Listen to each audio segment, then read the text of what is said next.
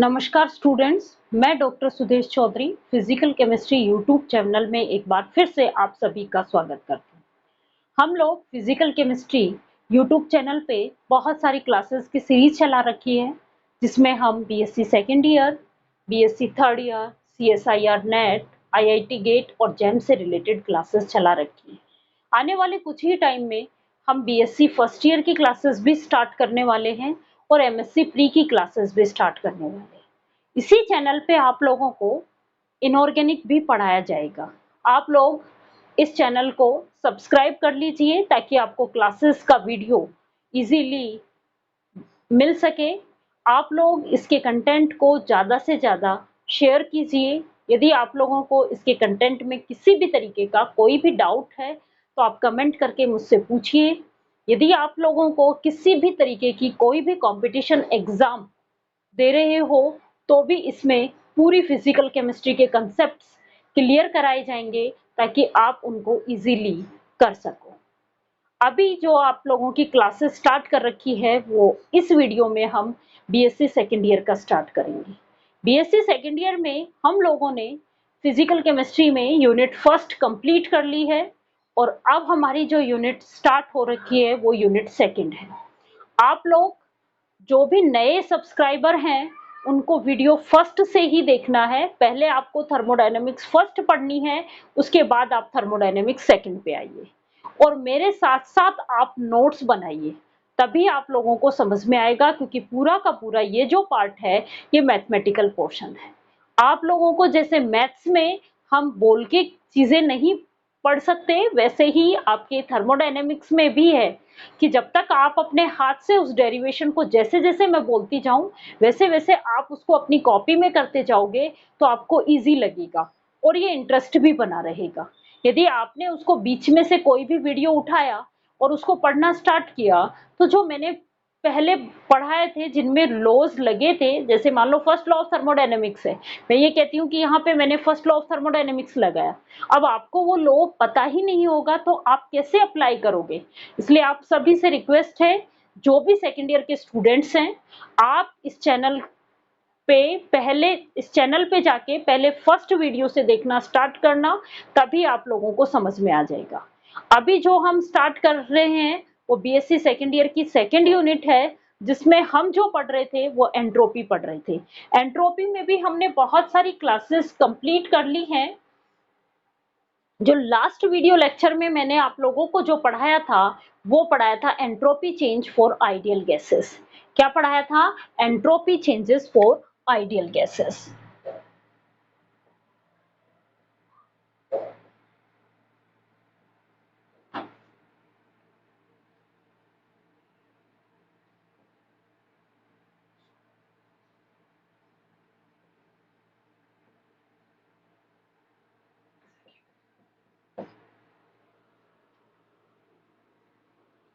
Start कर रखा है हमने एंट्रोपी।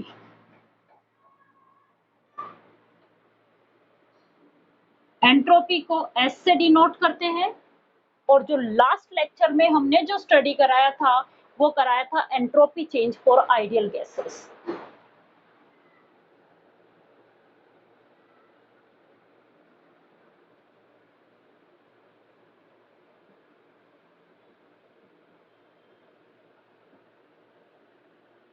मैं हल्का सा आपको रिवाइज करवा देती हूँ। देखो, एंट्रोपी जो है वो आपका स्टेट फंक्शन है। स्टेट फंक्शन होगा तो इसका एग्जैक्ट डिफरेंशियल होगा, यही होगा, और इसका साइक्लिक इंटीग्रेशन जो है वो 0 होता है। साइक्लिक इंटीग्रेशन क्या होगा? इनका 0 होगा। ठीक है। हमने एंट्रोपी चेंज में ये भी कहा था कि एंट्रोपी जो होती है वो फंक्शन होती है टेम्परेचर, प्रेशर और वॉल्यूम का। यही बताया था कि एंट्रोपी जो होती है वो फंक्शन होती है टेम्परेचर, प्रेशर और वॉल्यूम का। उसके बाद ये कहा था कि एक टाइम में एंट्रोपी जो है वो किन्हीं दो वेरिएबल्स पे डिपेंड करती है। एक टाइम पे एंट्रोपी जो है वो केवल किन्हीं दो ही वेरिएबल्स पे डिपेंड करती है। किस किस पे? या तो एंट्रोपी डिपेंड करेगी टेम्परेचर और वॉल्यूम पे, या एंट्रोपी डिपेंड करेगी टेम्परेचर और प्रेशर पे। यही बताया था। यही बताया था। उसके बाद हमने आइडियल गैस इक्वेशन और यूज की थी, ideal gas equation PV equal to RT, किसके लिए, 1 मोल गैस के लिए। और हमने एंट्रोपी चेंज निकाला था आइडियल गैसेस का 2 टाइप में। एक बार हमने कहा था कि entropy as a function of temperature and volume, और एक बार हमने कहा था कि एंट्रोपी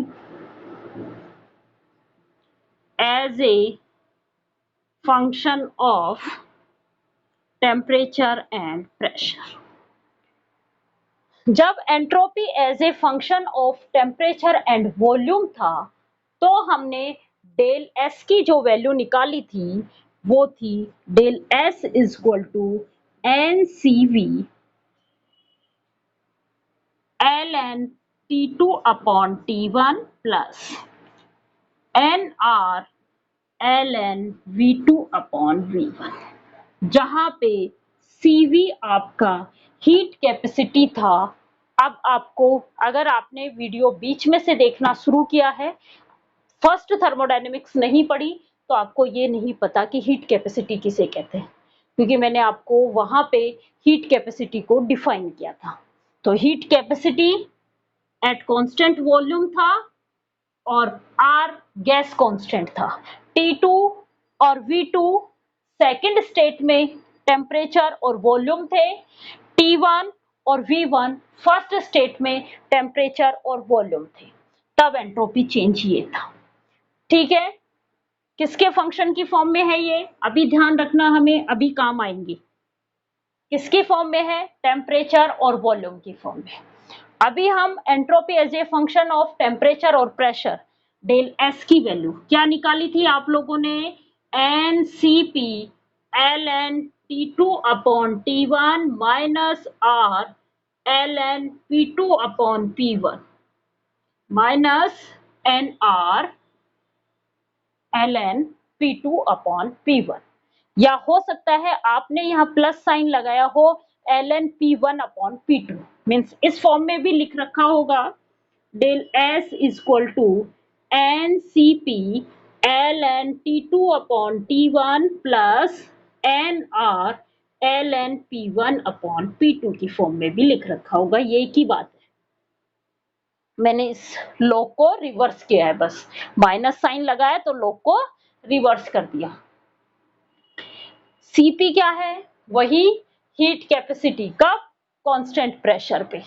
Cp क्या है, heat capacity at constant pressure, और Cv क्या है, heat capacity at constant volume. यहां तक हमने अभी तक पढ़ चुके। अब आज मैं एंट्रोपी चेंज कराऊंगी डिफरेंट प्रोसेस में। डिफरेंट प्रोसेस में किसके, आइडियल गैसेस के एंट्रोपी चेंज स्टडी करेंगे। किसमें, डिफरेंट प्रोसेस में एंट्रोपी चेंज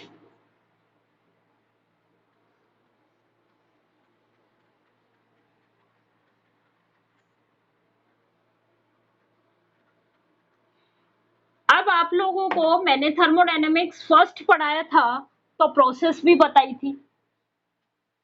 थर्मोडायनेमिक्स फर्स्ट में मैंने आपको डिफरेंट प्रोसेस बताई थी। आइसोथर्मल प्रोसेस किसे कहते हैं, आइसोबारिक प्रोसेस किसे कहा जाता है, आइसोकोरिक प्रोसेस किसे कहा जाता है, एडियाबैटिक प्रोसेस किसे कहते हैं, और साइक्लिक प्रोसेस पढ़ा था। आज उसी से रिलेटेड हम चेंजेस करेंगे। क्या बताया है, entropy change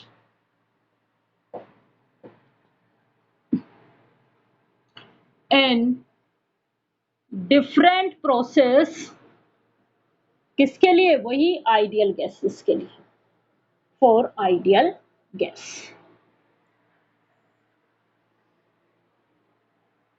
entropy change for ideal gases अभी हमने पढ़ा है del S function of temperature and volume में, तो डेल एस की वैल्यू निकल के आई थी N C P C V ln V2 upon V1 plus NR ln, sorry, ये V2 अपॉन V1 और ये T2 अपॉन T1, यही था। फर्स्ट प्रोसेस मैं करा रही हूं आइसोथर्मल प्रोसेस। कौन सी प्रोसेस करा रही हूं? Isothermal process. चलो आगे। ये टेम्परेचर और प्रेशर की फॉर्म में, पहले इसकी फॉर्म में बता देती हूँ। आइसोथर्मल प्रोसेस का मतलब क्या है? ऐसी प्रोसेस जिसमें पूरी प्रोसेस के दौरान टेम्परेचर में चेंजेस नहीं आते, यही पढ़ते हो आप। आइसोथर्मल प्रोसेस ऐसी प्रोसेस जिसमें पूरी प्रोसेस के दौरान टेम्परेचर में चेंजेस नहीं आते। मीन्स डेल टी की वैल्यू यहाँ क्या हो गई? 0, या कहें कि T1 और T2 की वैल्यू क्या है? इक्वल है। भाई आइसोथर्मल प्रोसेस में डेल टी आपका क्या होता है? 0। टेम्परेचर चेंजेस नहीं होता है। क्या नहीं होता? टेम्परेचर चेंजेस नहीं होता है। डेल टी की वैल्यू 0 होती है। तो डेल टी की 0, तो देखो इस इक्वेशंस का यूज कर रही हूं मैं सबसे पहले। T2 अपॉन T1 की वैल्यू क्या हो जाएगी? एक जैसी। T2 अपॉन T1, मैं इसको भी T कहूं और इसको भी T कहूं, कैंसिल आउट, क्या बनेगा? 1। भाई T2 अपॉन T1 किसकी फॉर्म में कन्वर्ट हो गया? 1 की फॉर्म में, क्योंकि हमने कौन सी प्रोसेस को हम में ले रहे हैं? Isothermal process. ऐसी प्रोसेस जिसमें पूरी प्रोसेस के दौरान टेम्परेचर में चेंजेस नहीं होता है। तो T2 इक्वल टू T1 और इन सब के लिए मैंने क्या लिख दिया? T। अब देखो इस इक्वेशन से डेल S इक्वल टू क्या होगा? NCV ln, जहां T2 है वहां भी मैं क्या रख दूं? T, और जहां T1 है वहां भी क्या रख दूं? T। तो T upon T plus NR ln V2 upon V1।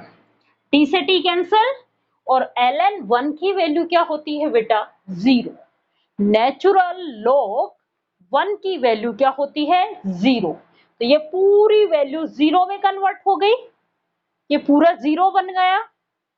तो डेल एस की वैल्यू क्या होगी मेरे पास? डेल एस इक्वल टू ये बना N C V L N 1 plus N R L N V2 upon V1। ये 0 या साइड में लिख लेना कि एल एन 1 की वैल्यू क्या होती है? 0। तो ये 0, ये 0 को किसी भी चीज से मल्टीप्लाई करेंगे तो पूरी वैल्यू किस में कन्वर्ट हो जाएगी? 0 में। तो डेल एस अपने पास आया N R L N V2 upon V1। अब देखो कौन सी प्रोसेस में तो डेल एस की वैल्यू पॉजिटिव होगी और कौन सी में नेगेटिव होगी, वो और पढ़ते हैं। गैसेस के लिए पढ़ रहे हैं, तो गैसेस को क्या कर सकते हो आप? कंप्रेस भी कर सकते हो और एक्सपेंड भी कर सकते हो। क्या कर सकते हो? कंप्रेस भी कर सकते हो और एक्सपेंड भी कर सकते हो। अब ध्यान रखना है, जब गैसेस को कंप्रेस कर रहे हो तो बेटा V2 कम होगा। V2 क्या है आपका? Final volume. V1 क्या है? Initial volume. कंप्रेस का मतलब क्या है? उसको दबा रहे हो तो वॉल्यूम, फाइनल वॉल्यूम कम होगा, इनिशियल वॉल्यूम ज्यादा होगा। Means V2 less than V1 होगा। किसमें? कौन सी प्रोसेस में? कंप्रेस। तो क्या कर रहे हैं हम? Isothermal compression of ideal gases, यही काम कर रहे हैं हम। कंप्रेशन कर रहे हैं, आइडियल गैसेस का संपीड़न कर रहे हैं। कौन सा? समतापीय संपीड़न कर रहे हैं। आइडियल गैसेस का, आदर्श गैसों का समतापीय संपीड़न कर रहे हैं। समतापीय संपीड़न करेंगे तो V2 की वैल्यू कम होगी, V1 ज्यादा होगा। तो वैल्यू कैसी आ जाएगी आपके पास? ln ऊपर वाले वैल्यू कम है, नीचे वाली वैल्यू ज्यादा है, तो ये पूरी वैल्यू नेगेटिव फॉर्म में कन्वर्ट हो जाएगी। जब नेगेटिव है तो डेल एस की वैल्यू क्या आएगी? ये negative. Means ln V2 upon V1 की वैल्यू हमारे पास कैसी आ जाएगी? नेगेटिव। कैसी आ जाएगी? नेगेटिव, क्योंकि V2 कम है, V1 ज्यादा है। ठीक है, तो वैल्यू कैसी आएगी हमारे पास? नेगेटिव वैल्यू आएगी। नेगेटिव वैल्यू किसके लिए? आइसोथर्मल कंप्रेशन के लिए। आइडियल गैसेस में नेगेटिव आएगी तो डेल एस यहाँ पे कैसा होगा बेटा? नेगेटिव। नेगेटिव का क्या मतलब है कि डेल एस का क्या मतलब है? Final entropy minus initial entropy. आप डेल एस को कैसे लिखते हो? स्टेट फंक्शन है, इसलिए final changes minus initial changes. अब नेगेटिव कब आएगी? नेगेटिव कब आएगी? जब इसकी वैल्यू बड़ी है। नेगेटिव कब आएगी? जब इसकी वैल्यू बड़ी है। मीन्स पहले हमारी एंट्रोपी ज्यादा थी और कंप्रेस करने के बाद एंट्रोपी क्या हो गई? कम हो गई। तो आइसोथर्मली कंप्रेस करते हैं तो एंट्रोपी कम होती है।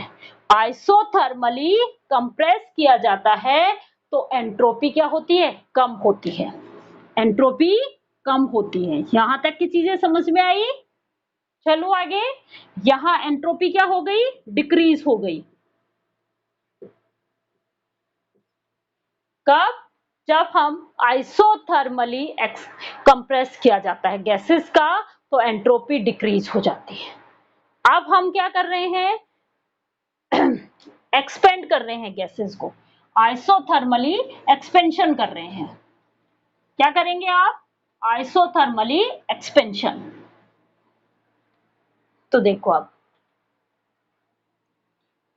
सेकेंड केस हमारा क्या है? Isothermally expansion of ideal gases. Expansion करोगे तो क्या होगा? बढ़ा रहे हो आप। एक्सपेंशन का मतलब क्या है? प्रसार करना। समतापीय प्रसार पढ़ रहे हैं हम। समतापीय प्रसार में क्या होगा? V2 की वैल्यू बढ़ जाएगी। V2 ग्रेटर होगा किससे? V1 से। जब V2 ग्रेटर है मीन्स ऊपर वाली वैल्यू ज्यादा है किससे? नीचे वाली से। ये रहा V2 upon V1। V2 greater है किससे? V1 से। तो V2 ग्रेटर है तो ये पूरी वैल्यू कैसी बन जाएगी? Positive. ln V2 upon V1 की वैल्यू हमारे पास कैसी आ जाएगी? पॉजिटिव। पॉजिटिव वैल्यू आ जाएगी। जब ये वैल्यू पॉजिटिव है तो ये पूरी वैल्यू डेल एस की वैल्यू कैसी बन जाएगी? पॉजिटिव। भाई n और r तो हमारा ऑलरेडी पॉजिटिव है तो डेल एस की वैल्यू कैसी रहेगी हमारे पास?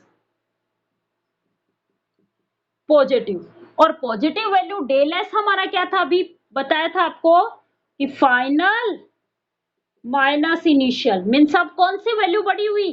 फाइनल की। भाई पॉजिटिव कब आएगा? जब फाइनल वैल्यू बड़ी होगी।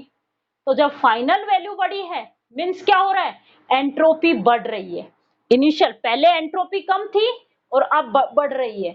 तो जब आप आइसोथर्मली एक्सपेंशन कराते हैं आइडियल गैसेस का तो एंट्रोपी इंक्रीज हो जाती है। यहाँ एंट्रोपी क्या हो जाती है? इंक्रीज हो जाती है। यहां तक की चीजें आपको समझ में आई?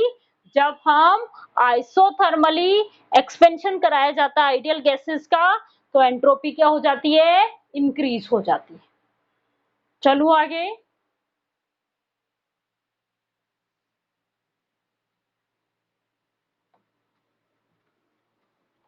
अभी तो हमने किसको कांस्टेंट किया? टेम्परेचर को। ये भी तो हो सकता है कि वॉल्यूम को चेंज करें, वॉल्यूम कांस्टेंट कर दें और टेम्परेचर ही इंक्रीज या डिक्रीज करें। ये भी तो हो सकता है कि टेम्परेचर को बढ़ाएं या घटाएं तो एंट्रोपी में क्या चेंजेस आते हैं। तो अब हम पढ़ेंगे कौन सी प्रोसेस जिसमें वॉल्यूम कांस्टेंट रहता है। कौन सी प्रोसेस कहलाती है?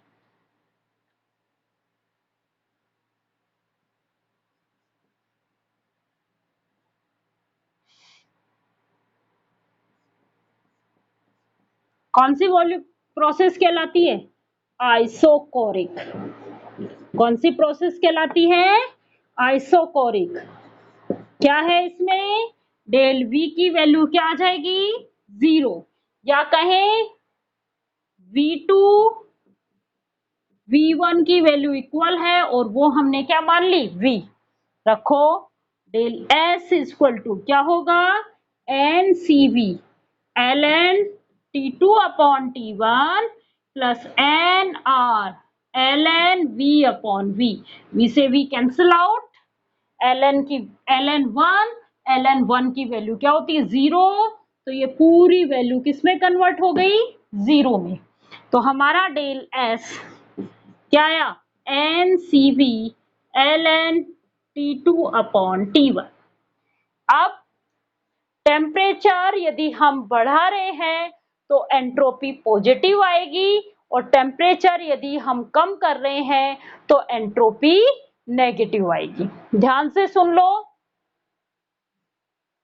केस फर्स्ट, क्या किया आपने, टेम्परेचर इंक्रीज किया।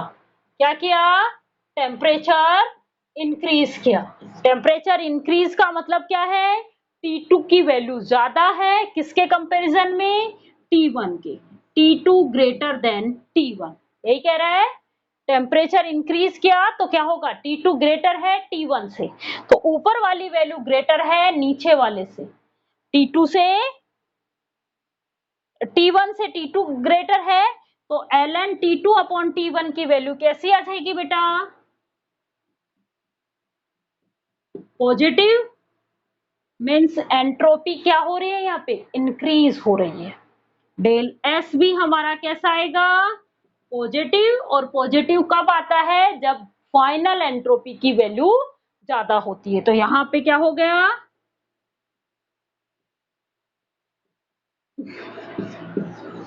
Entropy increase.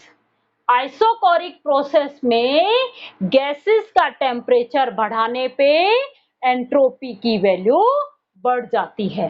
ध्यान से सुनो, आइसोकोरिक प्रोसेस में सम आयतनिक प्रक्रिया में गैसेस का ताप बढ़ाने पे एंट्रोपी भी बढ़ जाती है।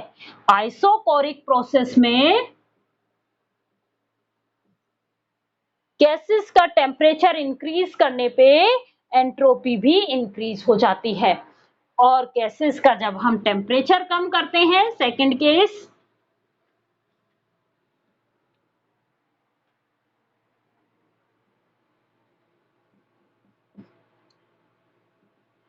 टेम्परेचर क्या किया, डिक्रीज किया। मींस गैसेस को ठंडा किया, ये किया, टेम्परेचर डिक्रीज किया तो T2 लेस देन बन गया T1 से। मीन्स ऊपर वाली वैल्यू जो T2 की है वो वैल्यू कम है, T1 ज्यादा है। तो overall ln T2 upon T1 की वैल्यू क्या आ जाएगी बेटा आपके पास, नेगेटिव। जब ये नेगेटिव, ये वैल्यू नेगेटिव, तो पूरी वैल्यू किसमें, N और CV तो वैसे पॉजिटिव, तो डेल S की वैल्यू कैसी होगी, नेगेटिव। डेल एस की नेगेटिव वैल्यू कब होती है, जब कौन सी वैल्यू बड़ी हो, इनिशियल वैल्यू बड़ी हो। मीन्स फाइनल क्या हो रहा है, कम हो रहा है। तो यहाँ पे क्या आएगा, एंट्रोपी क्या हो जाएगी, डिक्रीज हो जाएगी। एंट्रोपी क्या हो जाएगी, डिक्रीज हो जाएगी। किसमें, आइसोकोरिक प्रोसेस के दौरान यदि हम गैसेस का टेम्परेचर कम करते हैं तो एंट्रोपी भी कम होती है, और गैसेस का टेम्परेचर बढ़ाते हैं तो एंट्रोपी भी बढ़ती है। मीन्स कैसा चेंजेस है, ये डायरेक्टली प्रोपोर्शनल है। किसमें, आइसोकोरिक प्रोसेस में एंट्रोपी और टेम्परेचर का रिलेशन जो है वो डायरेक्टली प्रोपोर्शनल है। एंट्रोपी और टेम्परेचर का रिलेशन कैसा है, डायरेक्टली प्रोपोर्शनल है। कब, कौन सी प्रोसेस में, आइसोकोरिक प्रोसेस में। किसके लिए, आइडियल गैसेस के लिए।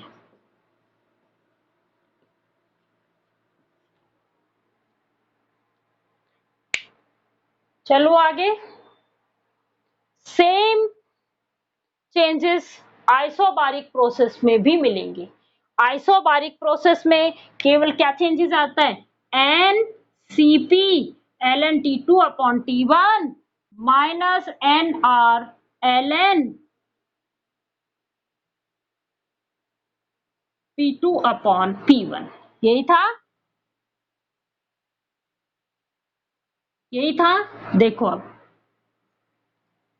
कौन सी प्रोसेस, आइसोबारिक प्रोसेस। कौन सी process, isobaric process. Isobaric process है तो प्रेशर क्या क्या होगा वहां पे, कांस्टेंट। आइसोबारिक में प्रेशर क्या होगा, कांस्टेंट। मीन्स क्या होगा, डेल पी की वैल्यू क्या हो जाएगी, जीरो। मीन्स P1 और P2 किसके इक्वल हो गया, P के इक्वल। तो जहां P2 है वहां पे भी मैं क्या वैल्यू पुट कर दूं, P, और जहां P1 है वहां पे भी वैल्यू क्या पुट कर दी, P। तो ये पूरी वैल्यू किस में बदल गई, जीरो में। तो डेल S क्या बना, mCp ln T2 upon T1। कैसे डिपेंड करेगा, सेम वैसे ही जैसे आइसोकोरिक में कर रहा था कि टेम्परेचर बढ़ाने पे एंट्रोपी बढ़ेगी और टेम्परेचर कम करने पे एंट्रोपी कम होगी। टेम्परेचर इंक्रीज करेंगे तो ये वैल्यू बढ़ जाएगी, तो ये ओवरऑल पॉजिटिव फॉर्म में आएगा, डेल एस इंक्रीज हो जाएगा। और टेम्परेचर कम करने पे ये वैल्यू कम है, ये वैल्यू बड़ी है, तो ln की वैल्यू नेगेटिव फॉर्म में आएगी, डेल एस की वैल्यू नेगेटिव आएगी। डेल एस नेगेटिव तो एंट्रोपी आपकी डिक्रीज हुई है।